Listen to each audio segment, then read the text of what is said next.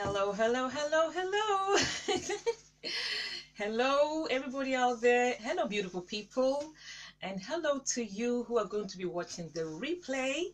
I see you and I'd love to get to know you.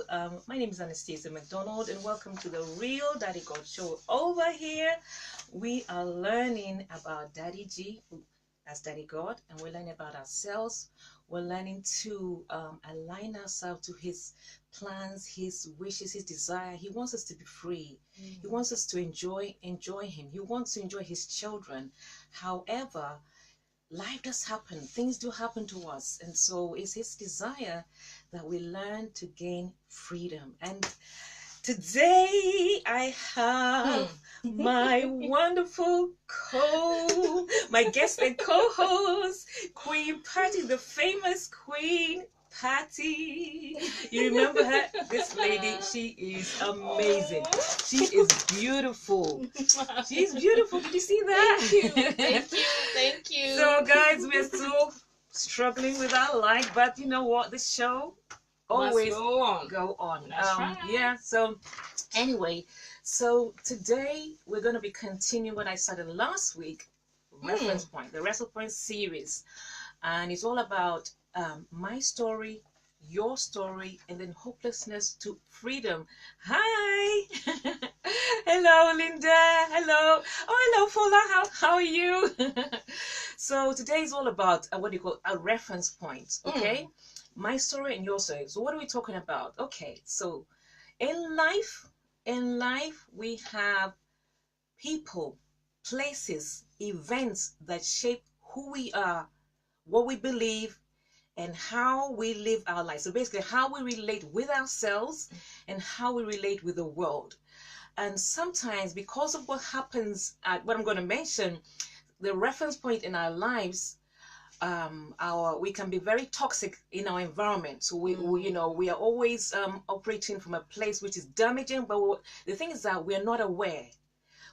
So I'm going to stop here and ask you to please share this, please invite, because today could be the day of deliverance for some, the day where they get that aha moment, the light bulb comes and then they begin to understand, oh my goodness, now I understand why I am the way I am. Now I understand why I'm doing what I'm doing. I'm thinking the way I think, the way I feel. This was my story. When I say my story, I've come a long way of being a very quiet, intimidated, damaged child. Wow. That's when I say my story, and I know that there are lots and lots of you out there that you've been through stuff, but you don't understand what's going on, because that was me. I didn't understand what it was that happened to me. I had no anchor. I was very confused, very frustrated, and a lot of trauma and pain. Wow. Yeah, that was my story. I've come a long way, and we want to talk. Yeah. You want to talk, we're going to be talking about a reference point today is our mother. However, I'm going to rehash and mention the 10 reference points. So these are the reference points that, the people, places, events that shape your belief system, how you talk and how you relate with yourself. Yeah. And with the world. And why do I think the way I do? Why am I the way I am? Why do people say that, she's got a chip on her shoulder? That kind of, right? Yeah, that's it. Yeah. So I'm going to rehash on the reference point. There are 10 of them. And before I do that, I really want to mention my best mentor in the whole wide world who taught me this. He's Dr. Sunday Adelaja.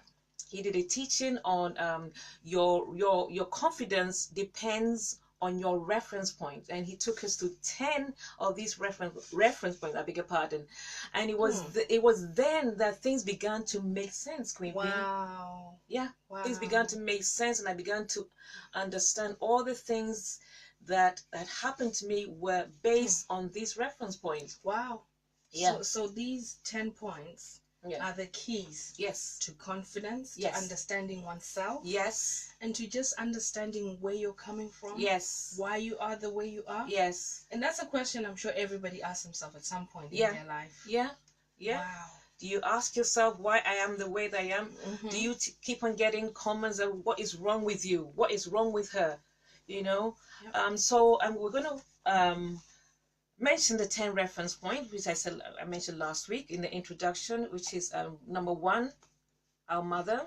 Number 2, our father or father figure. Hi, Olayemi. So number 2, our father or father figure. Number 3, our siblings. Number 4, environment. Number 5, neighbors. Number 6, school and classmates.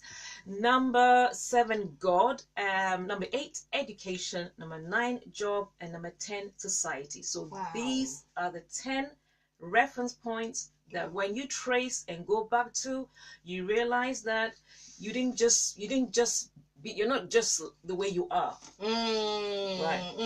And it's not your preference. No, it's not your preference. No, it's not your preference. Something happened during these phases, or like I said, reference point when you were a baby, when you're a kid. Wow. Yes. Wow. I would like to say that this sounds too juicy to enjoy on our own. I would want to say, thinking of these points immediately goes to my family, siblings, uncles, aunts, friends. I don't want them to miss out. So if you're watching the show, think about your friends, your family, your parents, or people around you. You wouldn't want them to miss this, because it's very pivotal to understanding yourself, yes, understanding your family, and knowing that there's absolutely nothing wrong with you. This is who you are. These 10 points, yes, shaped who you are. So I'd like to encourage anyone watching, please share, invite people, because they need to hear this. I've never heard of something like this previously. Never. Same here. I can't wait. It made the whole world, it began to make the whole world of difference. So today we're going to be delving into the, like I said, reference point number 1, our mother.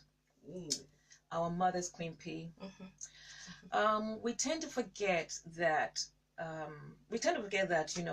when we come into this world, the first point of contact is either your mother, a mothering figure, or a caretaker that acts as a mother. First point of contact. The first point of contact. So, and there's a lot that does happen or does not happen with this mother. Wow. So what do you know, Queen P? Would you like to say something? Have you heard of anything? What happens with the mother? I would like to say, in my mind, I think of midwives. Oh. The word midwife. The word midwife, it's a woman who helps women to give birth to children. So that word is very, very key, that there's someone who has to step in to help that process, to help you transition from, being in your mother's body to come out. And like you rightfully said, that's the first point of contact. That's the first hand you feel. That's the first heartbeat you feel. That's the first temperature you feel. So it's a mother figure. It's a woman. It's a woman. I know there are some men who are training as midwives, but still, it's still the first point of contact. And then from there, they will take your baby either by C-section or natural birth and place the baby on your chest. Your chest, yes. To hear your heartbeat. Yes. To hear, to hear your voice, to feel you.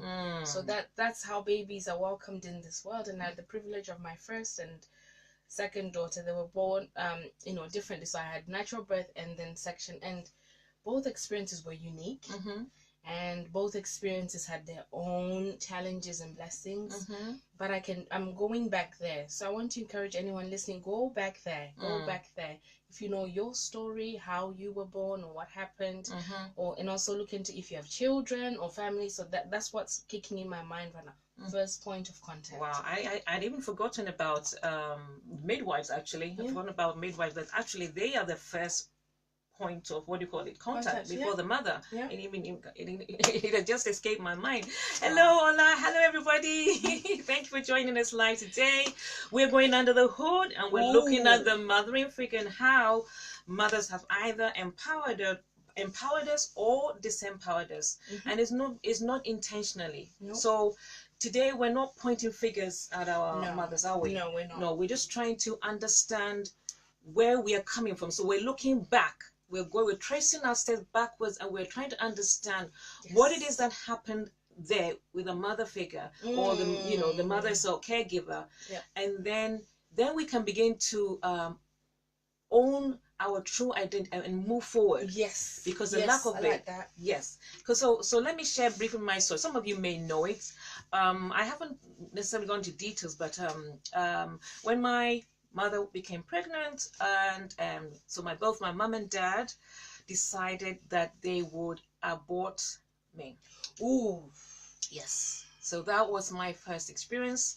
Well, experience as in they chose that you know what, we're in this UK, there's too much drama. This was the 60s. We're talking about the 60s, so I'm giving my age away. She doesn't look it, by the way. So I was born in the 60s, 1963, and those were the days with a lot of racism. It was really tough for black people in the UK then.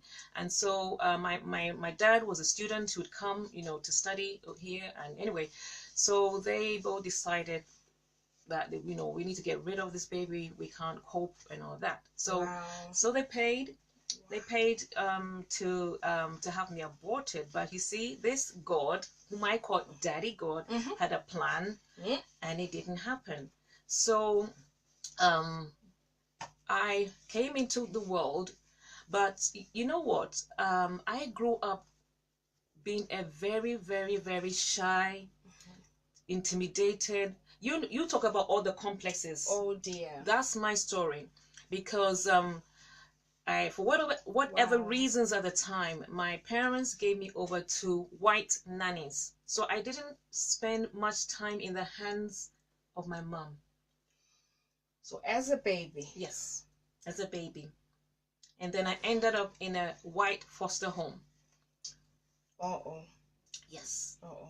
And a white foster home, for whatever reasons, like I said, it's not a blame game here. No. Blame game. I don't remember seeing my mother in my foster home, but my dad would vaguely come and visit Queen P. Queen P. So that was my story with my two other siblings.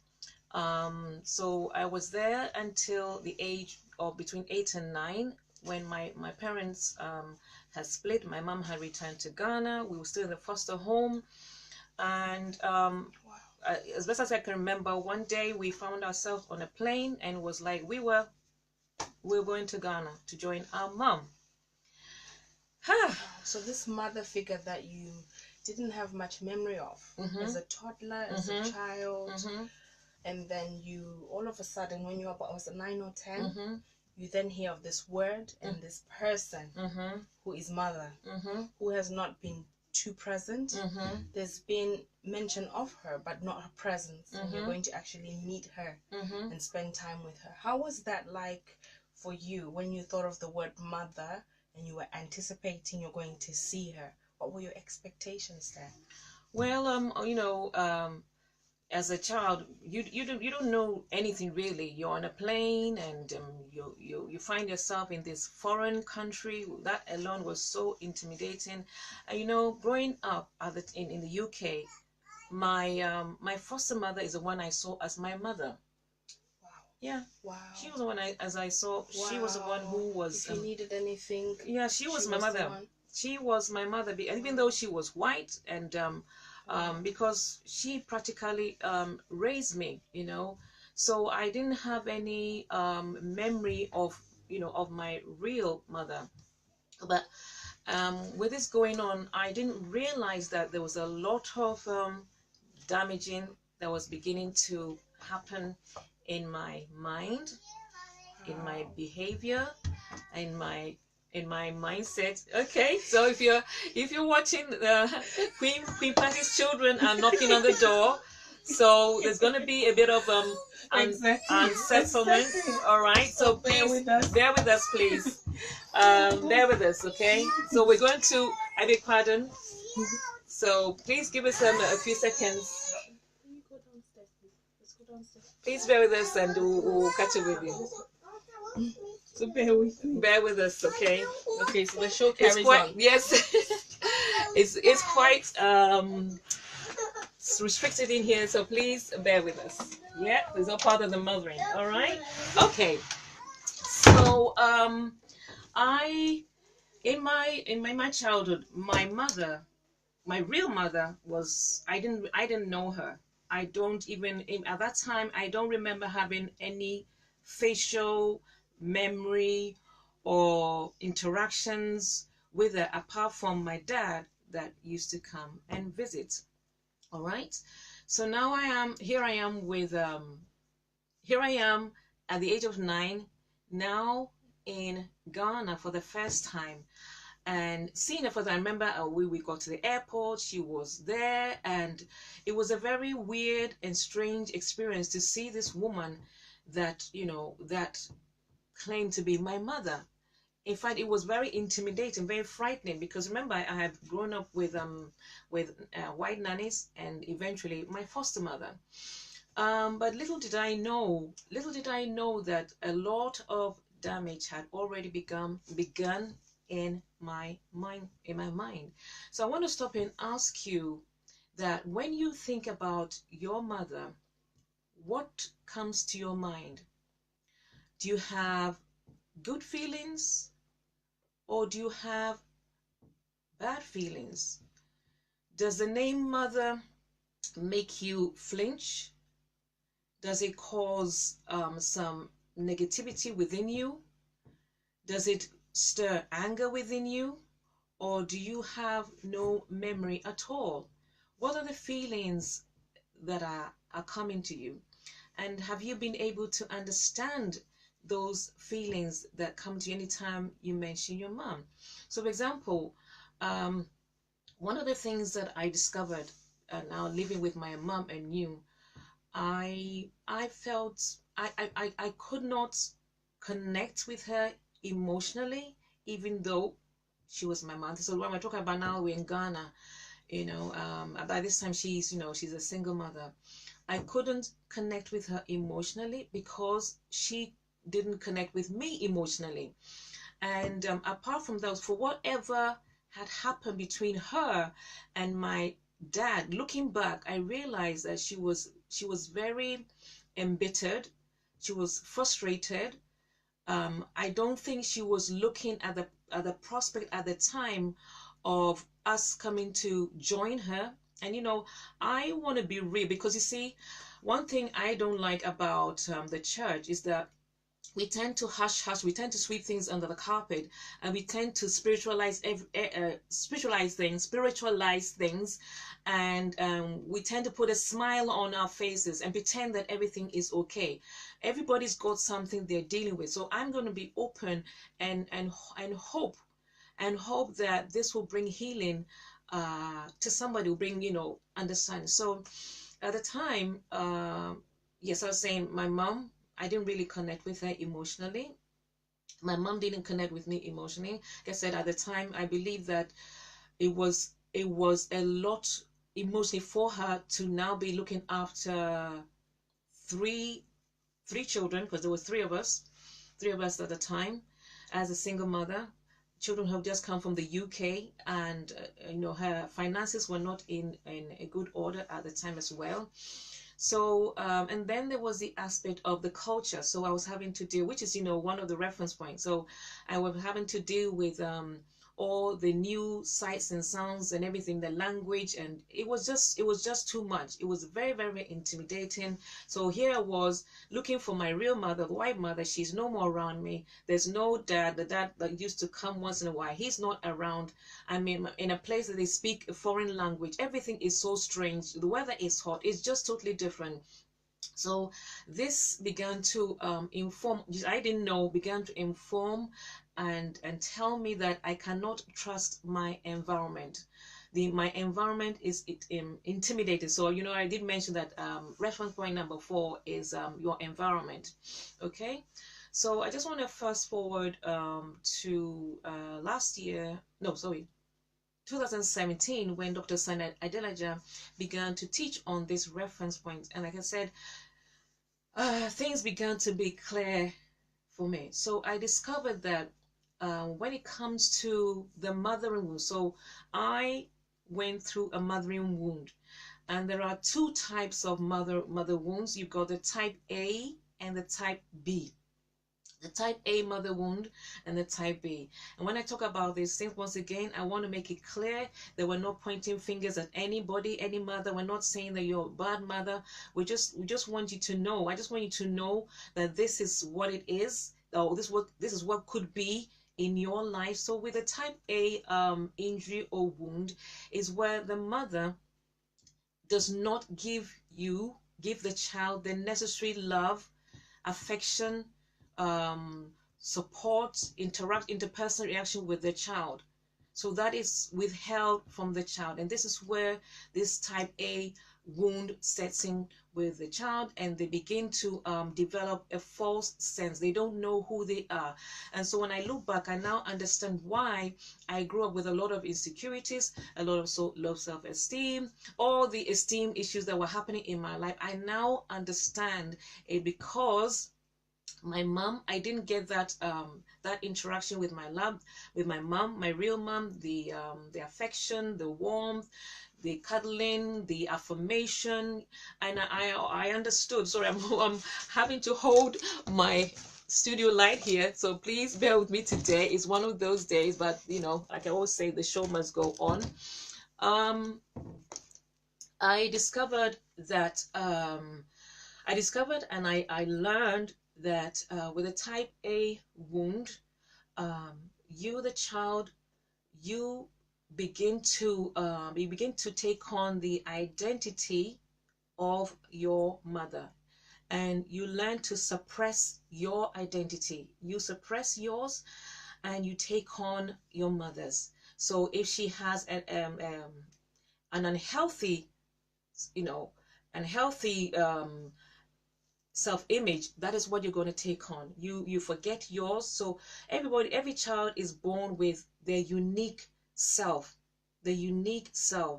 but that is severed, or that begins to die or goes dormant when a mother does not affirm the child. There's not that interaction.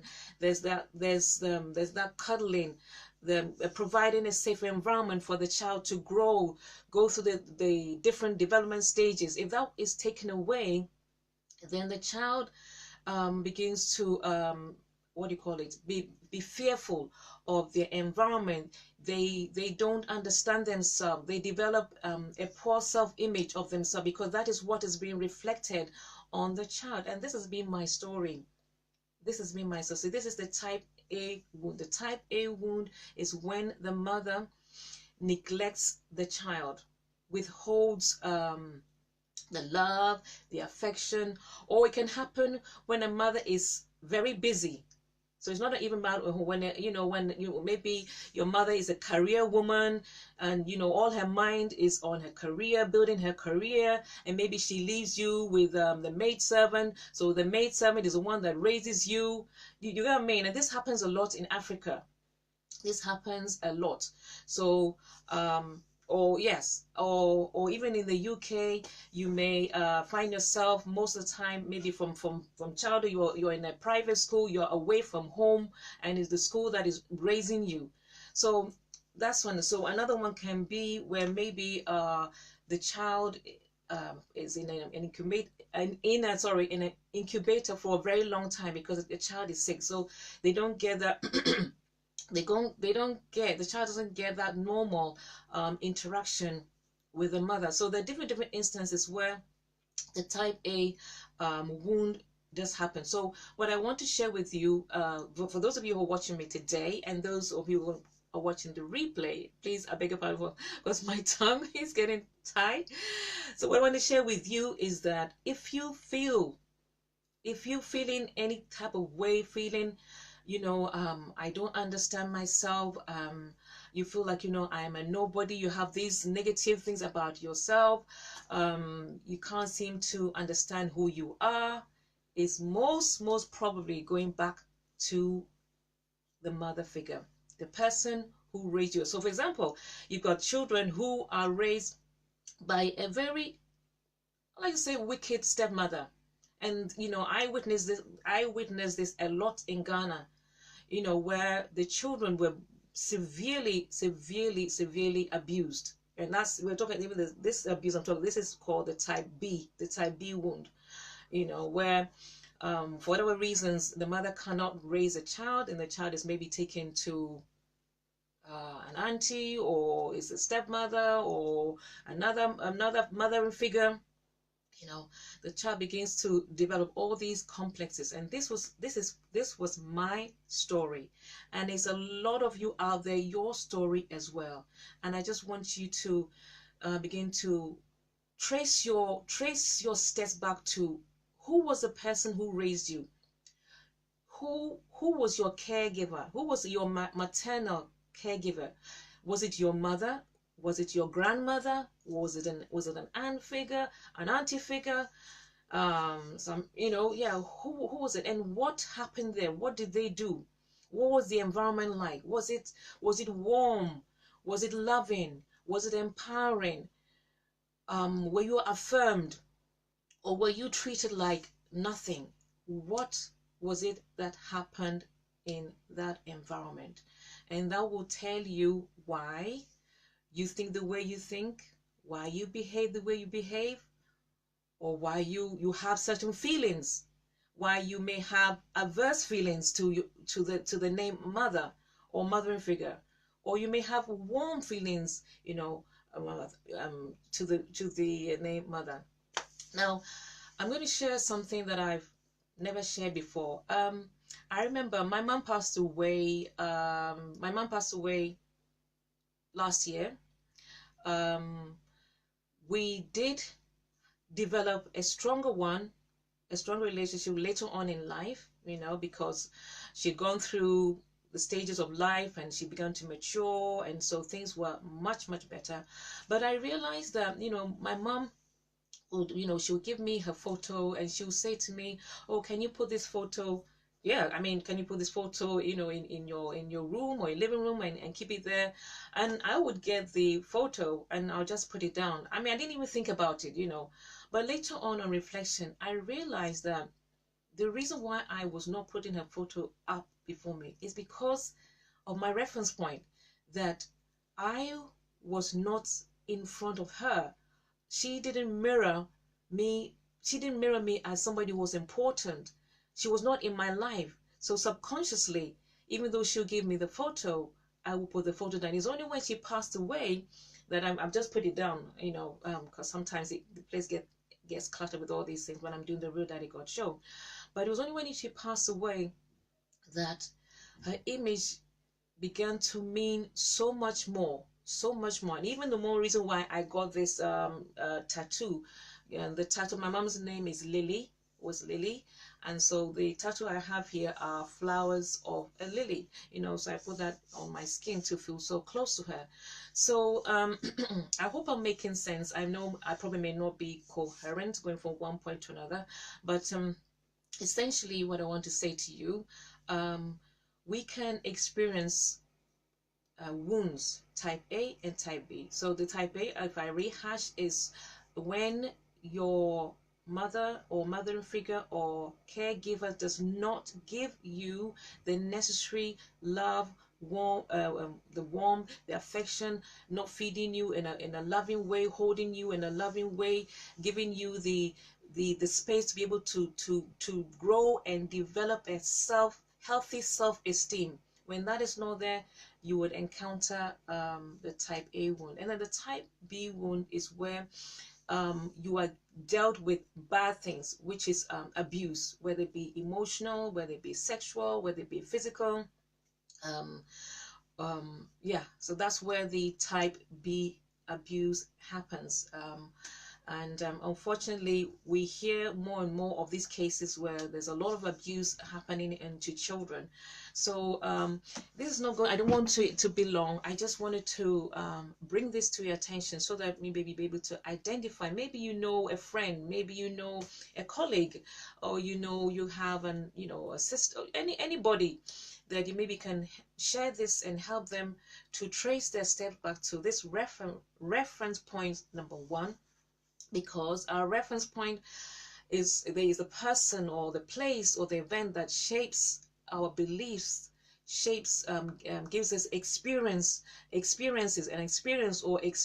and then these experiences, they turn into a feeling.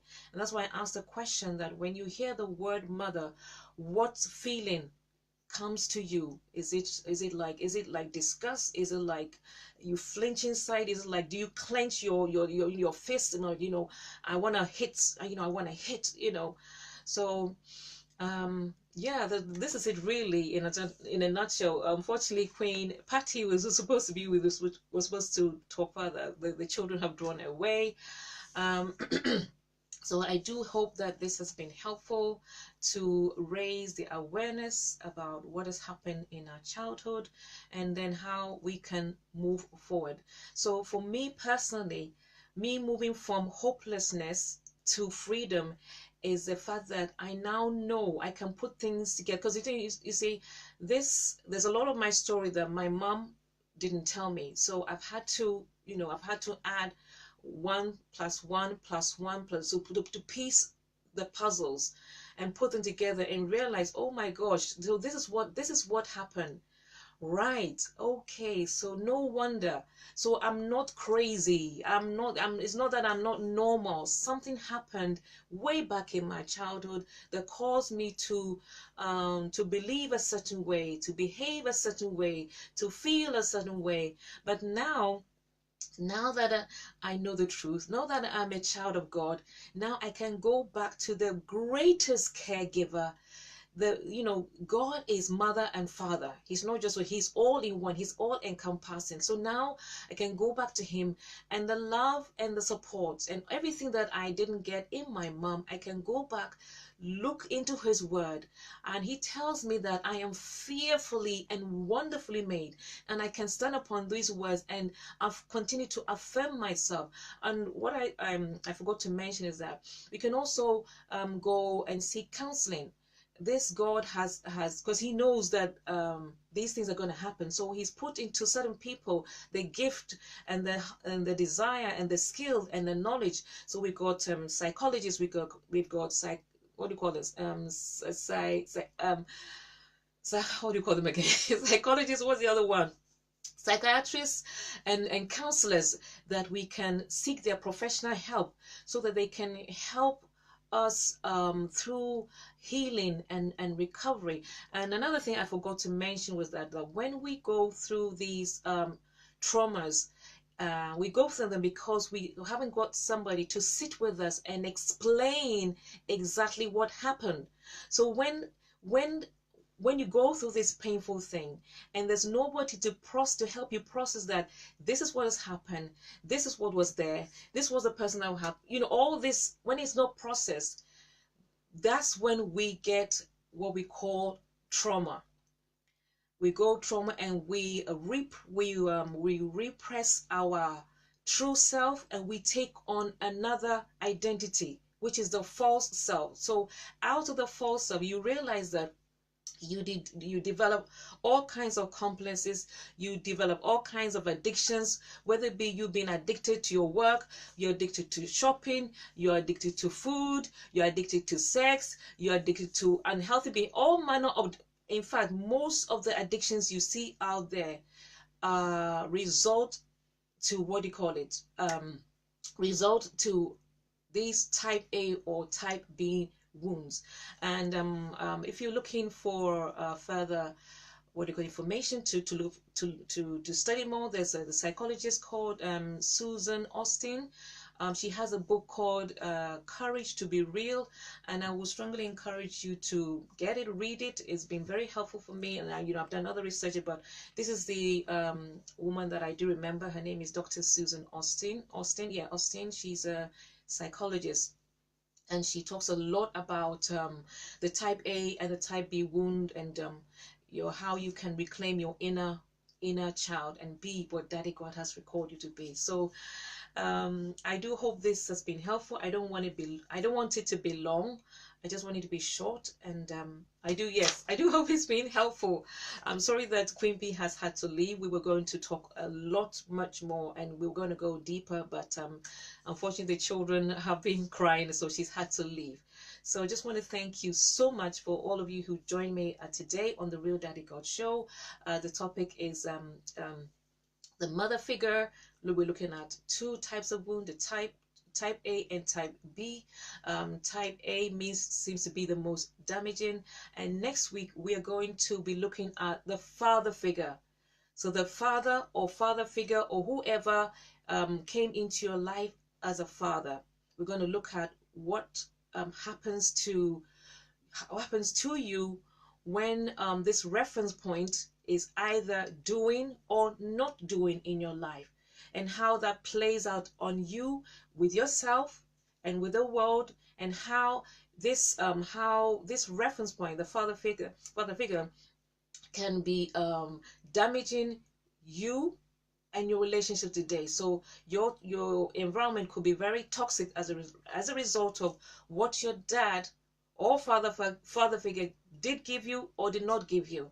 So we will look at the father figure, and I do hope that you will all be blessed and you'll be able to move forward in the way that I've moved forward. Because trust me, if I had not received the information from Dr. Sunday Adelaja, I had not received all the love and support from Daddy God and from certain people, I will not be doing the Real Daddy God Show. There's no way I'll be sitting, in front of the camera. I never ever knew that I would even sit in front of a camera. I never knew that I would have a show. I never knew that I'd be able to talk. I never knew that I'd be able to encourage. I never knew I'd be able to do all of this because of my story. So thank you so much, every one of you. Thank you, Queen Ola. Thank you, Jacob. Thank you, Rogers. Hi, Rogers. Thank you, Olamide. Hi, Olamide. Nice to see you. It's been a long time. Thank you. Oh, my daughter Liwani. How are you? Are you there? Thank you, Abimbola. Thank you so much. Thank you, Topsy.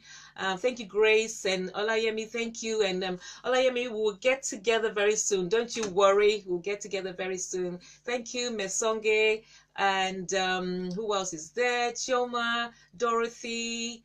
Thank you. Thank you, all of you. And I'll see you next week at the same time at 1 o'clock. And we'll be discussing the father figure. Bye. Thank you very much. Bye. Bye, everybody. Thank you. Bye. Thank you very much. Bye.